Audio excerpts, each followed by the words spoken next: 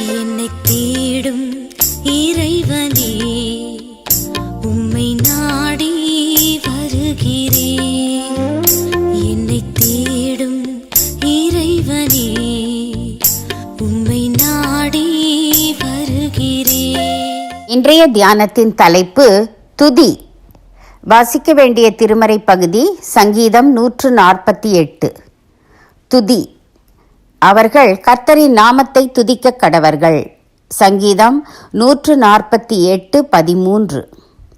கர்த்தருடைய ஜெபம் என்று கூறப்படுகின்ற இயேசு கற்பித்த ஜெபத்திலே முதலாவது தேவனுடைய நாமம் போற்றப்படுகின்றது, அதாவது துதிக்கப்படுகிறது.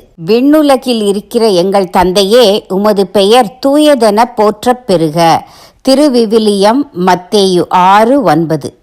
நாமும் கூட நம் ஜெபங்களில் முதலாவதாக தேவனை துதிக்க, அதாவது போற்றி புகழ வேண்டும்.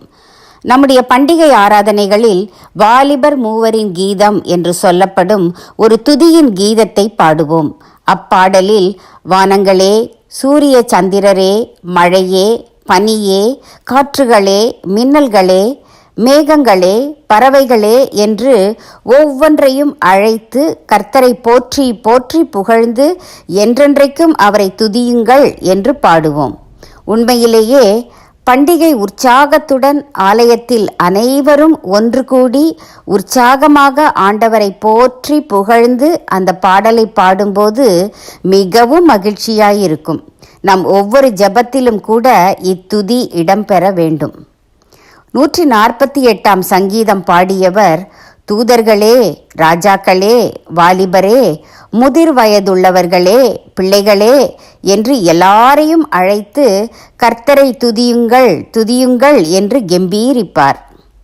நாம் அவரை போல ஒவ்வொன்றாய் அழைத்து கர்த்தரை துதியுங்கள் என்று பாடுவதோடு அவை ஒவ்வொன்றுக்காகவும், அதாவது நட்சத்திரங்கள், கனி மரங்கள், மலைகள், காட்டு மிருகங்கள், இப்படி ஒவ்வொன்றுக்காகவும் தேவனை துதிப்பது நல்லது, சிறந்தது. இப்படி துதிக்கும்போது நாம் தேவ பிரசன்னத்தை, அவரது வல்லமையை, மகத்துவத்தை அதிகமாய் உணர்வோம். எனவே ஜெபத்தின் தொடக்கத்தில் தேவனை துதிப்பது நல்லது. எப்போதும் பிச்சைக்காரர் போல அது வேண்டும் இது வேண்டும் என்று பட்டியலோடு ஆண்டவரிடம் போகாமல் ஒரு நாள் அல்லது ஒரு நேரம் முழுக்க ஆண்டவரை துதித்தாலும் அது தகும். துதிப்போம் அல்லேலூயா பாடி, மகிழ்வோம் மகிபனை போற்றி. துதிப்போம் அல்லேலூயா பாடி, மகிழ்வோம் மகிபனை போற்றி. தீர்மானம்: என் வாயில் எப்போதும் கர்த்தரை உயர்த்தும் துதி இருக்கும்.